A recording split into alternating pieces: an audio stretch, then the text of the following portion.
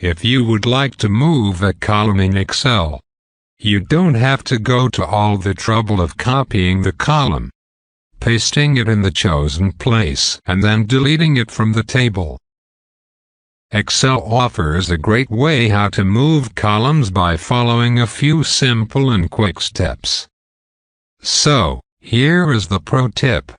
Select the column you want to move. Here we will select the column B, and we will move it right after the column C. You can select and move one or more columns at once in a table of any size. To move the selected column, position the cursor on the column border to the right or left until you see this cross arrow pointer. Then use the left mouse button to drag and drop the column right where you need it.